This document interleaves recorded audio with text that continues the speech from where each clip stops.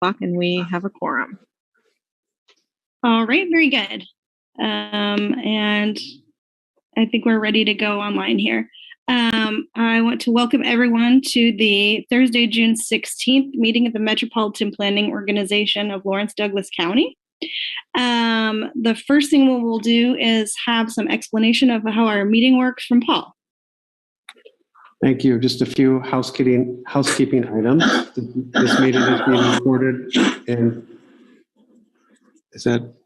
Sorry about that. Sorry.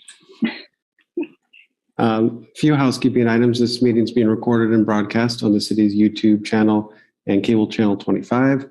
Please remember to mute yourself during the meeting unless you're speaking.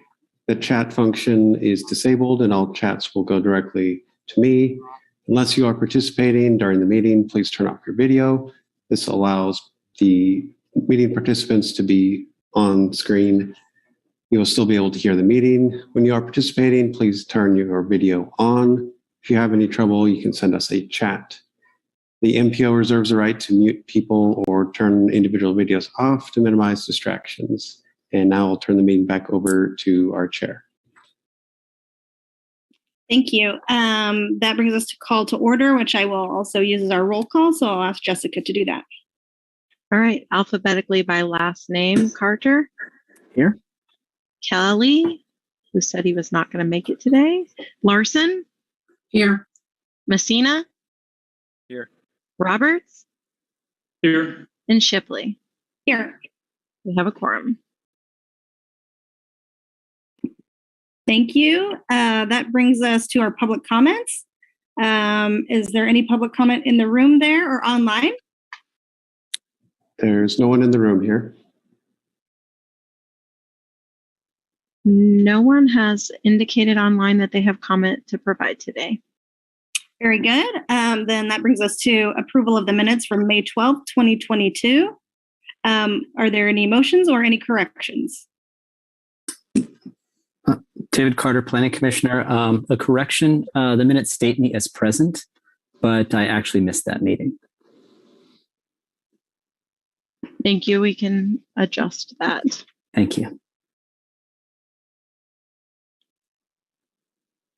Any other comments or motions?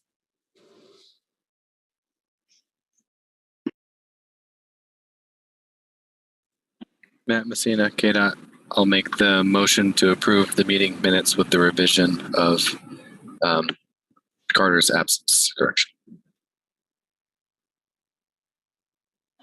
Matt Roberts, Lecompton City Council. I'll second that. I have a first and a second. Jessica, can you do the roll for us? Yes, in alphabetical order by last name. Carter. I'll abstain due to absence. Okay. Larson. I was absent. Abstain. Okay. Messina. Yes. Roberts. Yes. Shipley. Yes. 3-0. The motion carries with 2 abstentions. Very good. That brings us to our agenda item today of the four-year 2021 to 2024 Transportation Improvement Program Amendment 6.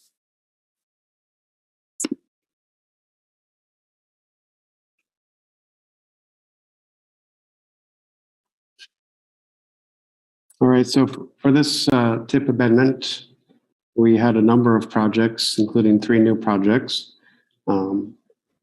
The 3 new ones were all Lawrence Transit projects that have been awarded some grant money for the multimodal transfer facility, for some bus technology, branding, and accessibility, as well as phase 3 of their electric bus project. And we also had revisions to a number of projects, 2 of them being KDOT projects, and then revisions to Lawrence Transit projects as well, related to some different changes to their funding. We did have a public comment period from May 13th through 28th, and no comments were received. The Technical Advisory Committee did recommend approval. And with that, if you have questions, we'd be happy to address those.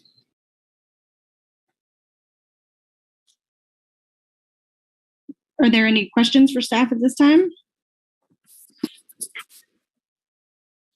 David Carter, Planning Commissioner. If I may, I'm going to ask a dumb question and ask if staff can clarify the distinction between this transportation improvement plan and a capital improvement plan that includes transportation projects. In particular, I'm curious about the proposed Wakarusa extension, which was in the news recently, and if you could clarify the process that distinguishes between these two types of projects. Yes, thank you. Jessica Mortinger, Transportation Planning Manager. I'm going to answer this. So a transportation improvement program is a federally required document that implements the approved long-range transportation plan. It is done by the Metropolitan Planning Organization and reflects projects that are submitted by project sponsors. So that would be local, in this case, local and state governments who submit projects for consideration for really twofold consideration. One, is it consistent with the long-range transportation plan? And two, is it fiscally constrained, meaning you're not programming projects that you don't have reasonable funding to support. So oftentimes projects don't get programmed until we're showing them as a constraint or the contingency of we're receiving funding. All of those projects generally come from approved capital improvement plans or capital improvement planning processes and assumptions made in those processes by local governments. So a contribution that is shown in here is intended, that it has is included in a CIP or the assumption, sometimes those are adjustments and they play catch up with each other, but that those funding sources are then in each local government's capital improvement plan. So a capital improvement plan of a local government can have transportation and other capital projects. Besides transportation, it could also have transportation projects that aren't necessarily regionally significant. So they don't require programming in the TIP, which is the Transportation Improvement Program. Did that answer your question sufficiently enough? Or are you looking for additional detail? No, that's very helpful. Thank you. Okay. Appreciate it. Any other questions? Oh, I can't see everyone. Okay. I did want to ask a question about that project, which I think is 705. I think the designs, we've seen several from KDOT. And so on that project, which I get this is a very, very small amount and a piece of, I just want to make sure I understood that this is just design, not necessarily approval of design, but a change of the amount spent on design. Am I understanding that?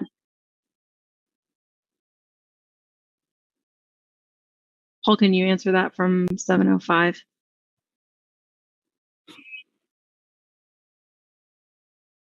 That project looks like it has a change to preliminary engineering, which is design, and also to HSIP and state funding planned for construction.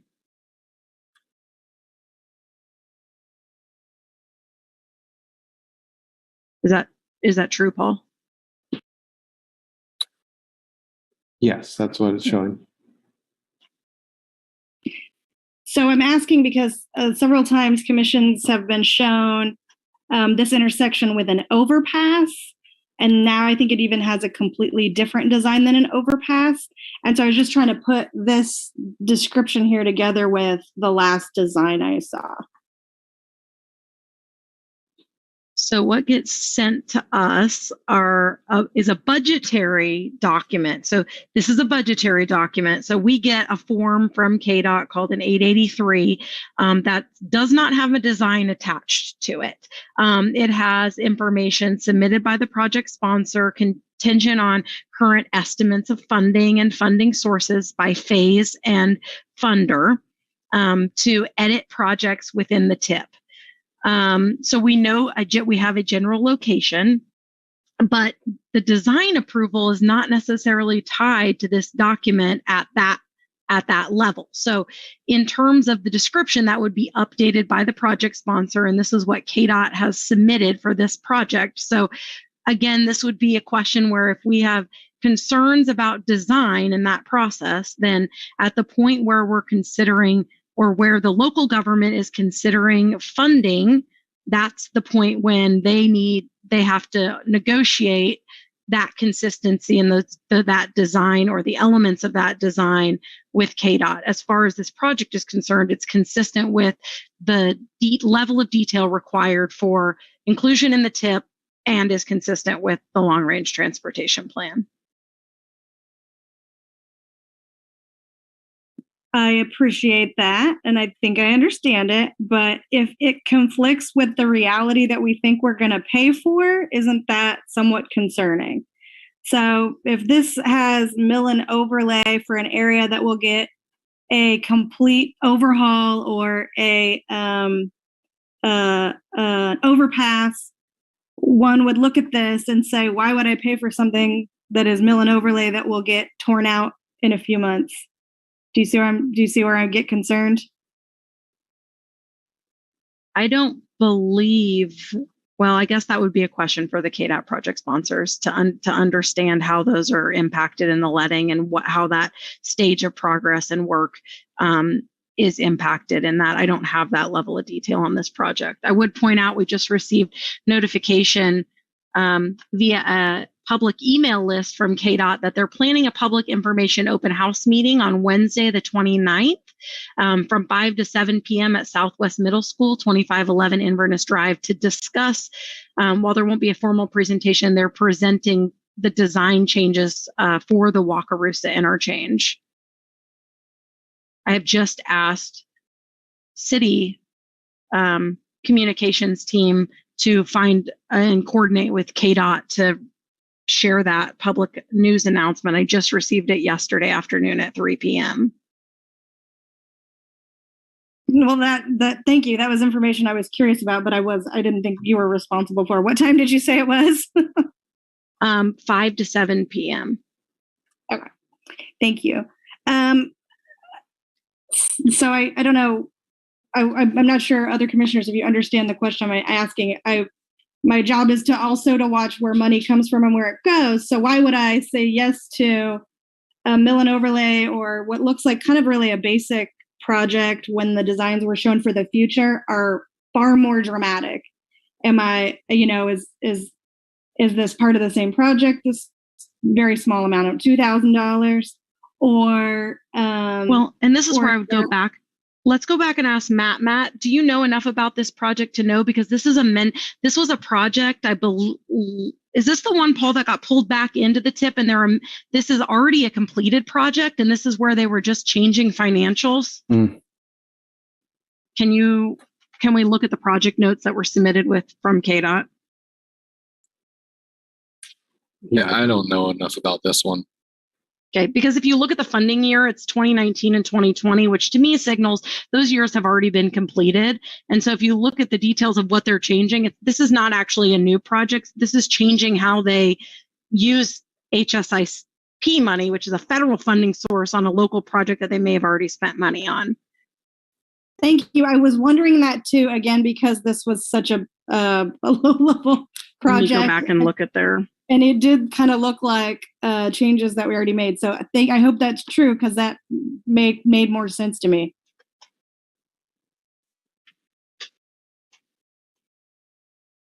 Jessica, I don't have access to it here. Okay, I'm pulling them up. Just a second. Yeah, this doesn't authorize work in this year anyway. If you look at the project, it's changing it, and it was last revised in 20.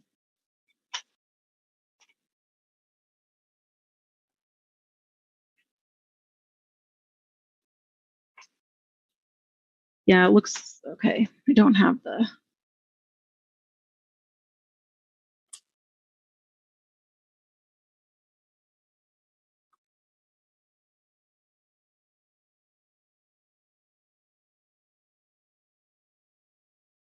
Yeah, all I have is a marked up project listing.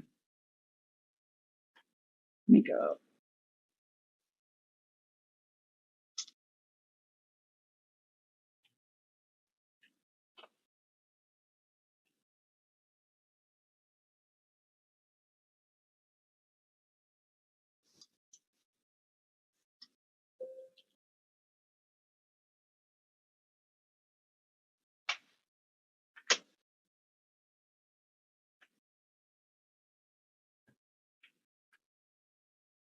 This is where I think if you're seeking additional information about some of these projects, Matt, I would say that in the future that we would like to, if we know about in advance, you have specific questions about project, we could invite the project sponsor, the project leader of whatever the project is, to be able to provide questions on the spot. So let me first say that, because I do want to make sure that you have the adequate answers that you're looking for in this process.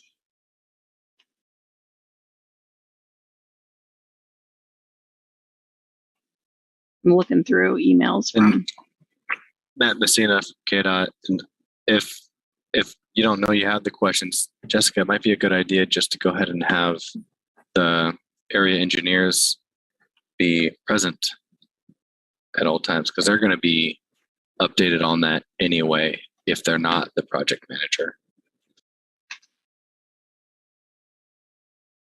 Yeah, the only thing I have from this project is basically the project listing with markings crossed out in the PDF from the project sponsor at KDOT who requested these changes. So that's all the additional information I'm going to be able to give you today. I didn't notice the year. I didn't notice the year, so that sort of satisfies me that might be what that is. But thank you very much. I'll be more careful to look for the years on these. But yeah, that makes more sense to me. Thank you. Yeah. Well, and I think that's fine. But I think also, like, if we know Any further questions?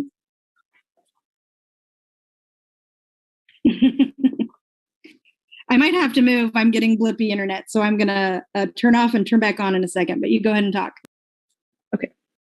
Yeah. And Matt, maybe we'll just proceed to do that in the future if we have projects related to this, as we see that there's additional conversations happening, that there's the availability of engineers to answer those questions for us. Yeah, David here. I think that would be super helpful. I mean, after all, if our responsibility is to approve these, it's great to be able to ask the necessary questions. One question I have, Jessica, is whether what kind of burden that places on staff to have. Are we talking 5-7 people who have to be on call, or is this just a handful of 2 or 3 people who could add value to that discussion? Well, I think it depends how many people have submitted projects. So it could be every project sponsor that submits a project. So that could be all the cities, that could be the state, that could be transit, that could be paratransit providers. I would think you're probably really talking about familiarity with, some of the larger projects and or transit. So it really, in any amendment, could be anywhere from 1 to 5 people. That would be my estimate. So, But again, these meetings are virtual. There's a low entry bar, I think, for staff on during work hours to participate in this type of meeting. So, I think it helps though, like in this case where, Matt's on this call representing KDOT, but doesn't manage projects, for even him to know if there was specific concern about projects moving forward, that we would just invite that engineer to make sure we have somebody present, because we feel bad not being able to answer questions, but we aren't managing those those projects in the day-to-day. Understood. Thank you. Okay. Any further questions? Okay, then let's go ahead. Oh yeah, public comment. Is there any public comment online or in the room? There is no one present in the room. All right. Then I would entertain any motions.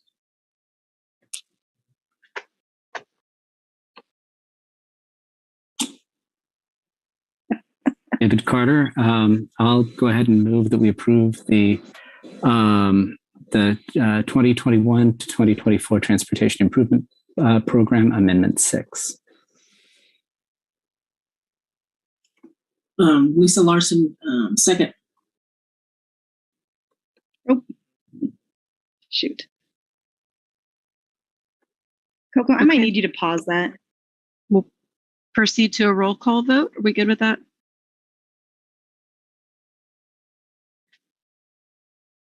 Carter? Yes. Larson? Yes. Messina? Yes. Roberts? Yes. Shipley?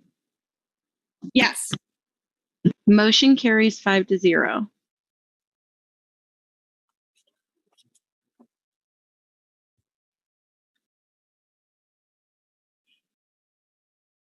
You're muted. Okay. Thank you. There you go. I'm down one device this week, so I'm flipping back a lot more than I usually do. That brings us to our quick updates. Absolutely. We have Transportation 2050 engagement underway. We have the survey open until mid next week. We believe with paper copies, we're about 600 responses in that survey process. We feel like we're doing really good. We have tabling planned for Juneteenth. We'll be at Eudora CPA picnic on Friday night. And we're going to table next week at the Trails event at the library. So we have some good events to wrap up our first round of public engagement for Transportation 2050. And we're busy working on all of the documentation of existing conditions and updating performance. And so we're well on our way with that planning process. I've included the link to the monthly update. This is where I put Matt on the spot. If you have anything you want to share. I don't know when the last time you have had a chance to update your January, it looks like. So I don't know if you have any other updates to announce, Matt. Yeah, I do not have any additional updates at this time.